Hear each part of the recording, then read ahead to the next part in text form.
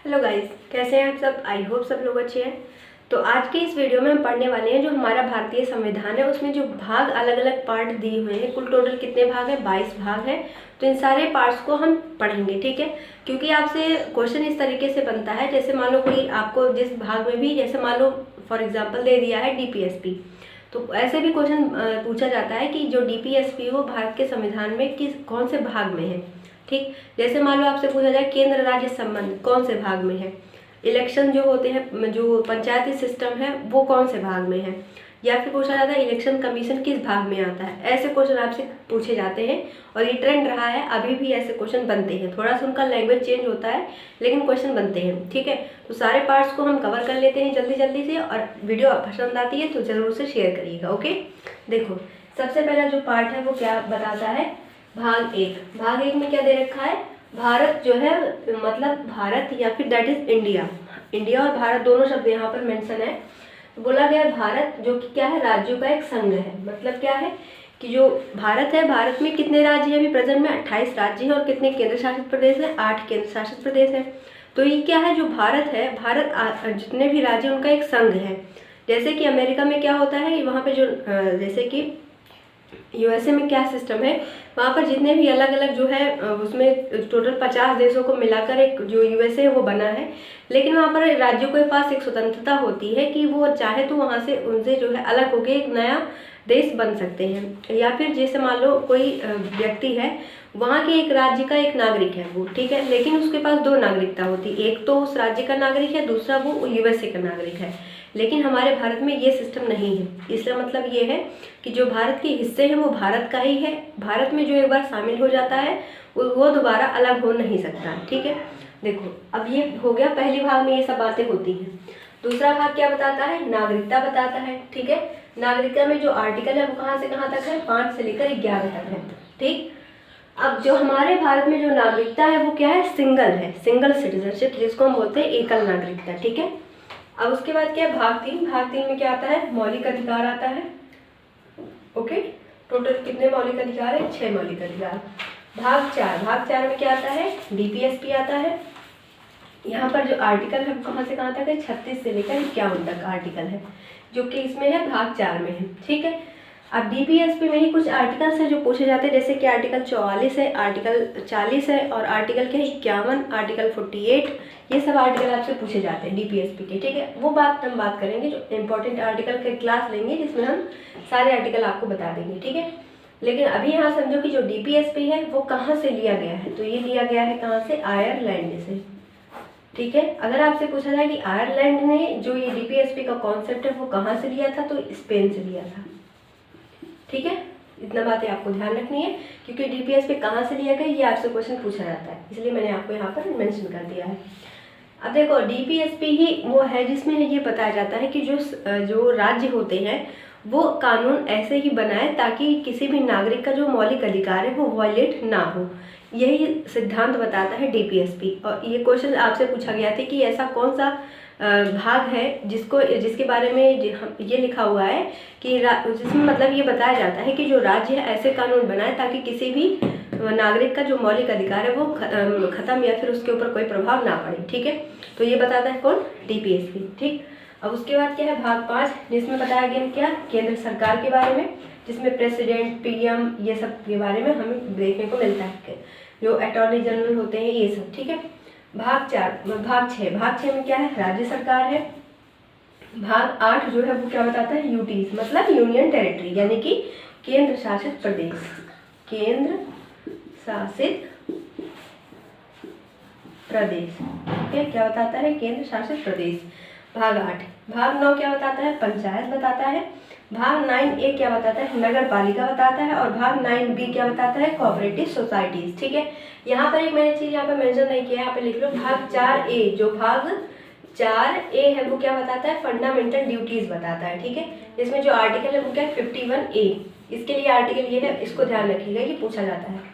और यहाँ पर देखो एक चीज मैंने यहाँ पे भाग नहीं लिखा, कौन सा भाग 7 पार्ट 7, जो कॉन्स्टिट्यूशन का पार्ट 7 है, तो यहाँ पे मैंने नहीं लिखा क्योंकि इसको भारत के संविधान से हटा दिया गया है, ठीक है। 9 का एक 9A है, 9B है, जिसमें 9A में बात करता है नगर पालिका की, 9B में बात की जाती है कोऑपरेटिव सोसाइटीज़ की, ठीक है। भाग 10 बात करते हैं किसके बारे में आता है, शेड्यूल्ड ट्राइब और एरियाज की बात करता है, ठीक है। भाग 11 जो कि बात करता है केंद्र राज्य संबंध की। अभी मैंने आपको बोला कि क्वेश्चन ये बार पूछा गया था कि जो केंद्र और राज्यों के बीच संबंध है ये किस भाग में दिया हुआ, तो भाग नंबर 11 में, ठीक है। भाग 12 यानी कि पार्ट 12 किसके बारे में बात करता है, फाइनेंस के बारे में बात करता है। जो पार्ट 13 है वो क्या बताता है, ट्रेड, कहाँ पर, यूटीज के अंदर। ये चीज़ आपको ध्यान रखनी है, ट्रेड तो है लेकिन कहाँ पर, यूटीज के अंदर। यूटी मतलब यहाँ पे मैंने आपको बताया भी क्या है, ये यूटी मतलब केंद्र शासित प्रदेश, ठीक है। भाग 14 क्या बताता है, service under UTs and state, मतलब कि जो सर्विस होती है वो कहाँ पर, यूटीज और स्टेट के बीच में। अब आपको कमेंट बॉक्स में चीज़ ये लिख के बताना, अभी मैंने बताया कि भारत में कितने राज्य हैं, 28, और केंद्र शासित प्रदेश कितने, 8। ये चीज़ आपको कमेंट बॉक्स में करके बतानी, ठीक है। भाग, और हाँ ये चीज़ भी बताना कि सबसे नया राज्य कौन सा है। भाग 15 के बारे में क्या है, चुनाव यानी कि इलेक्शन कमीशन के बारे में यहाँ पर बात होती है। इलेक्शन कमीशन के लिए आर्टिकल याद रखिएगा क्या होता है, 324, ये आपसे पूछा जाता है। उसके बाद क्या है, भाग 16 यानी कि पार्ट 16 किसके बारे में बात करता है, स्पेशल प्रोविजंस के बारे में। भाग 17 ऑफिशियल लैंग्वेज के बारे में। यहाँ पर क्या है, ऑफिशियल लैंग्वेज, हमारे यहाँ की ऑफिशियल लैंग्वेज क्या है, देवनागरी लिपि, ठीक है। उसके बाद क्या हमें ध्यान रखना है, भाग 18 में क्या बात करती है, इमरजेंसी के बारे में, ठीक है, यानी कि आपातकाल के बारे में। अब आपातकाल के लिए 3 आर्टिकल आपको याद रखते हैं, 352, 356, 360। ये तीनों आर्टिकल अलग अलग है इमरजेंसी के लिए। एक है क्या, फाइनेंशियल इमरजेंसी, एक है नेशनल इमरजेंसी, और एक है स्टेट इमरजेंसी, ठीक है। भाग 19 क्या बताता है, मिसलेनियस चीज़ों के बारे में। भाग 20 संवैधानिक संशोधन यानी कि कॉन्स्टिट्यूशन अमेंडमेंट के बारे में बताता है। जैसे कि मान लो कुछ नए प्रोविज़न जोड़े जाते हैं, जैसे मान लो फंडामेंटल ड्यूटी, देखो हाँ देखो यहाँ पे मैं इसको बता दूँ आपको, जो संवैधानिक संशोधन है ये क्या है, देखो यहाँ पर क्या है, भाग 4 था लेकिन भाग 4A जोड़ा गया, जिसमें क्या हुआ, फंडामेंटल ड्यूटीज जोड़ी गई, जिसके लिए आर्टिकल 51A जोड़ा गया। तो इस क्या हुआ, संविधान में इसके लिए संशोधन हुआ। संशोधन की बात कहाँ पर है, भाग 20 में है। भाग जो संशोधन होते हैं वो आर्टिकल के तहत होते हैं, जिसको आर्टिकल नंबर कौन सा है, 368। मतलब भारत में जो संविधान है उसमें जो संशोधन किए जाएंगे उसके लिए आर्टिकल क्या है, 368।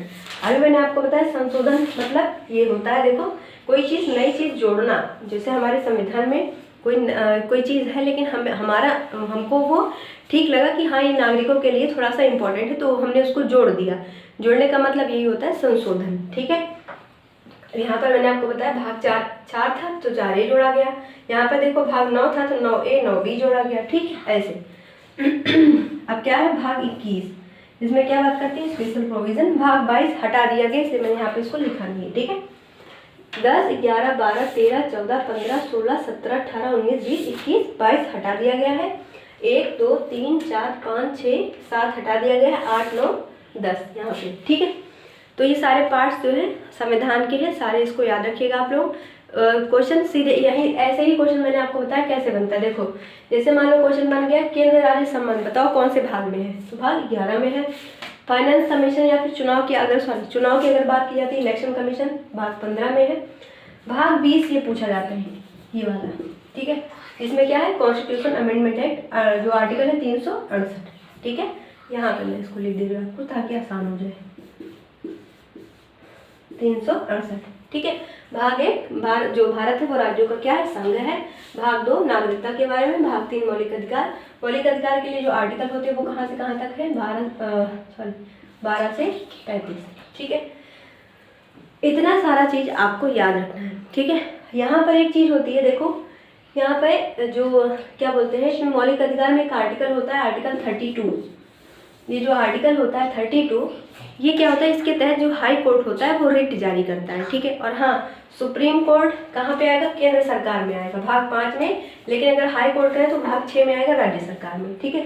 गवर्नर कहाँ पे आएगा, भाग 6 में आएगा, लेकिन जो राष्ट्रपति होता है वो भाग 5 में आएगा, ठीक है। इतना सब कुछ आपको याद रखना है। ये तो हो गया जिसमें मैंने आपको बता दिया भाग, जितने भी हमारे संविधान में पार्ट हैं वो मैंने आपको ये पढ़ा दिया। अब जो अगला इसके बाद जो अगला लेक्चर होगा उसमें हम बात करेंगे किसके बारे में, अनुसूचियों के बारे में, ठीक है। जो हमारे संविधान में 12 अनुसूचियाँ हैं उसके बारे में हम अगले वीडियो में पढ़ेंगे, ठीक है। तब तक ये अच्छे से पढ़िए, अच्छे से रिवीजन करिएगा। और जब फिर हम इसके बारे में, जो पॉलिटी सेक्शन है ना ये, तो पॉलिटी में अगले वीडियो में हम ज़रूर आपसे फिर से मुलाकात करेंगे। जितने भी ये चीज़ें हैं मैंने आपको बताई हैं, जो मैंने अलग से यहाँ पर बोला है, लिखा है, इसको लिख लीजिएगा आप लोग, ठीक है। चलिए मिलते हैं अगले लेक्चर में, तब तक के लिए थैंक यू।